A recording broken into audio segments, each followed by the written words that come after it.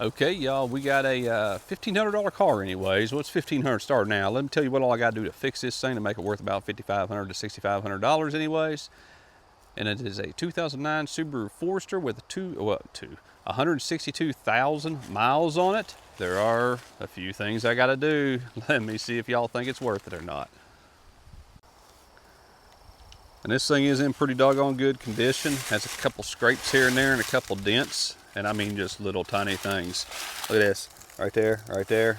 Missing your trim on both sides. I guess it was just a defect come off there. Somebody put new brakes on the back of it. Got some scratches up here. We're going to put some touch-up paint on. Does have a sunroof. But 1,500 bucks. Couldn't really beat it. Let me explain to you what's wrong with it, and then y'all be like, I don't know about that. Got 162,000 somewhere around there. Either way, what I'm going to have to do to it is we're going to have to, let me pop this hood and I'll show you. And we'll be doing this. I'm just giving y'all a little preview of it. So, number one, we're going to clean these headlights. So we'll do some restorer on that and fix that. But what we're going to have to do is we've got to fix an antifreeze leak. It's way down in here. There's a cross port. Okay, right here. And might be able to see it down in there. Little piece of aluminum, there's no ring there. And there's another one way down in there. So the way we're going to get to that is we're going to pull off the intake. So that's what we're going to do on our first thing. So we're going to get the antifreeze leak fixed, take care of that. This has not had head gaskets done to it yet, which I will be doing probably within about a year.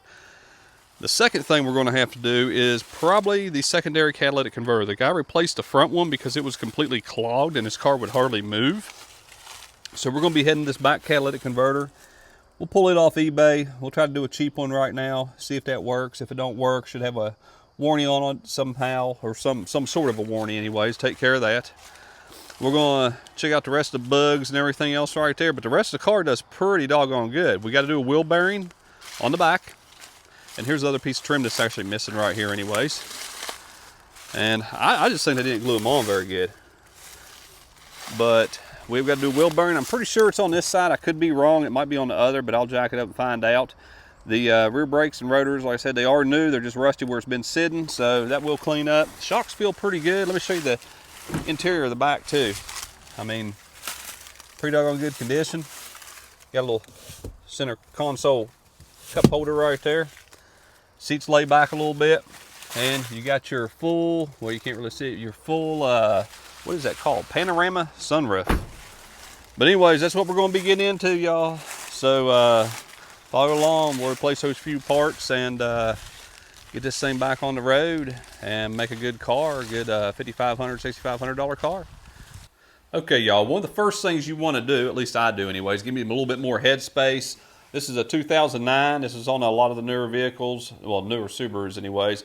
I took both the hood shocks loose, and I just put one down here. You ain't got to put them both, as you see the other one ain't right there. Now what we're going to do is we got more headspace. So we're going to go ahead, we're going to take loose our clamps. Got a clamp there, two 10 millimeters, one there, one over there. You got a couple hoses, one hose down there. There's another hose underneath on this side right here. Let me see if I can find it. There it is. So I just pop them off. Just pull them like that. You ain't got to push the clamps in or anything. You're going to have to disconnect this. It just unclips right there, and you just pull this whole thing this way, and it'll separate right there. And we're going to do that. Also, disconnect your battery right off the bat. I mean, I usually don't, but either way, it works. We'll disconnect the battery, get it out of our way, and we will head for the rest. Okay, so once we get the breather box out of the way and the air filter, we're going to pull out our spark plug wires, get them disconnected. We're going to leave the rest of them on right here. Then we're going to come over here. We're going to disconnect.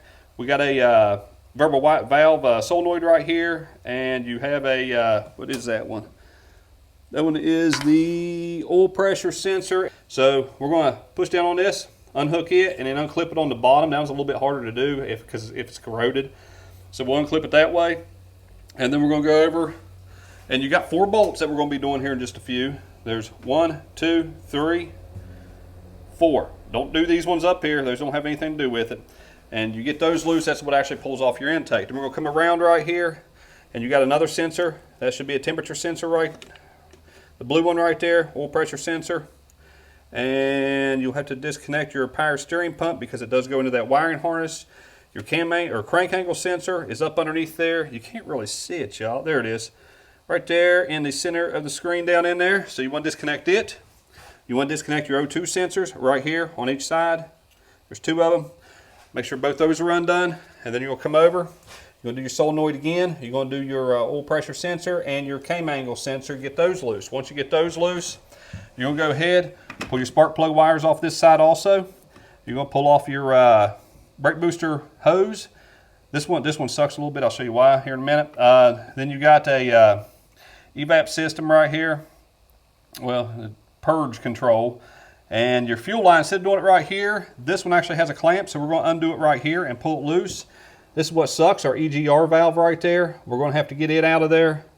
And not that one. Where is it? NOx sensor is right there. You're going to have to unclip it. And there is another hose right here for your antifreeze that we'll have to undo. Now what I'm going to have to do is I'm going to have to drain this underneath. This thing does not have a drain tube. It's got a plug, and we'll go ahead and disconnect all this except for any of the antifreeze lines.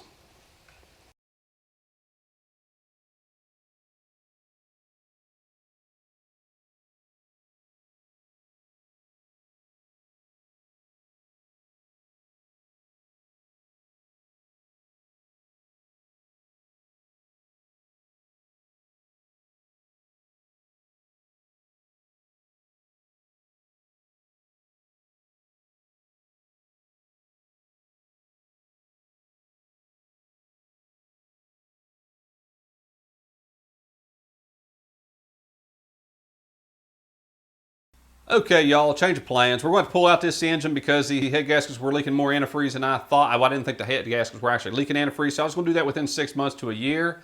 But apparently there is antifreeze leaking on the head gasket. So instead of just replacing that port, pulling off the intake, we already got it this far. We'll go ahead and pull the engine, put new head gaskets, valve cover pan gaskets, rear main, anything else we have the money for right now. The rest, like timing chain and all, or timing belt and all that, and the front main and cam seals, we'll see how bad those are.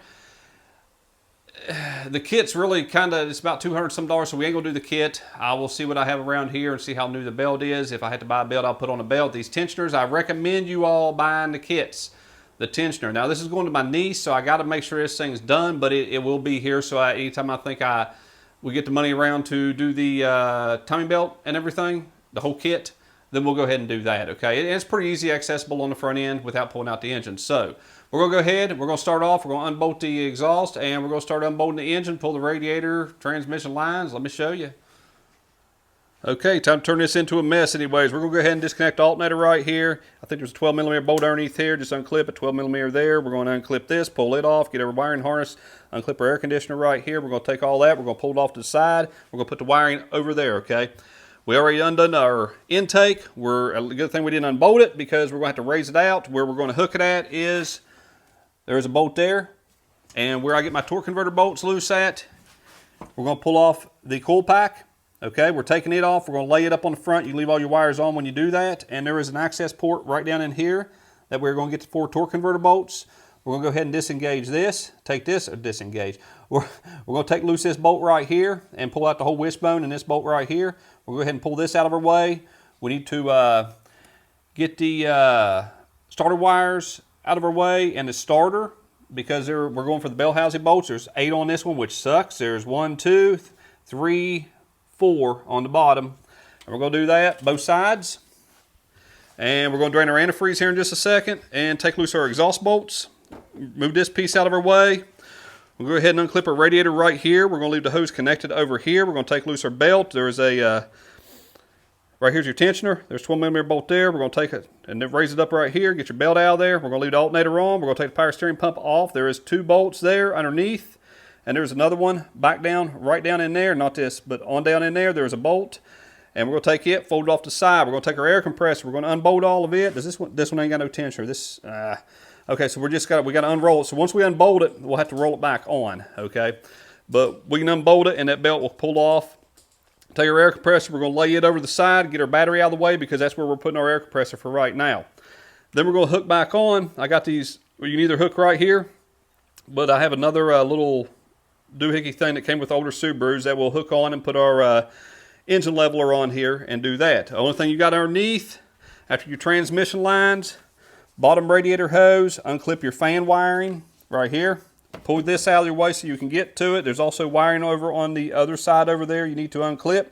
The 2 transmission lines, one here and one down there underneath. We're going to take loose our, oh heck. We're going to take loose our hose right here. We'll get a new O-ring for the thermostat housing, put it on. And we're going to take out those 2 bolts, get our exhaust down and our motor mounts. And then we're going to pull this thing out of here, you all, and get it on the engine stand. We're doing more head gaskets, but this is all part of this car. Okay, $1,500 car. We also had the wheel bearing to do on the back. We already have it. We are not doing it right now because this is more important. Because there ain't no drive until I get this done. Because this winter, what's going to happen is this thing is going to start really leaking antifreeze on her. And that is the time when she's going to need it with all-wheel drive. Okay, let's get on. I'll show it to you with the engine out, y'all. That was what all you got to do. Let's get it. Everything's disconnected, ready to go. Didn't have a whole lot of issues anyways compared to before. But it is time to pull this engine and get it on a engine stand. All right, y'all, the engine is out. We're getting ready to go around here, get the engine stand, put it on the engine stand, and we will start disassembly here in a couple days because I'm going somewhere tomorrow.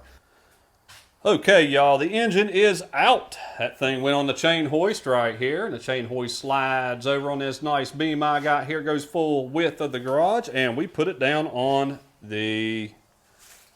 yeah, what is it? Engine stand. Yeah, I got this today. We're going to disassemble this thing and get this on a roll. And that will probably be here in a couple days because I got ordering gaskets and everything else. So let's see where it goes. Y'all enjoy. Have a good day. And we will see you all on the next one.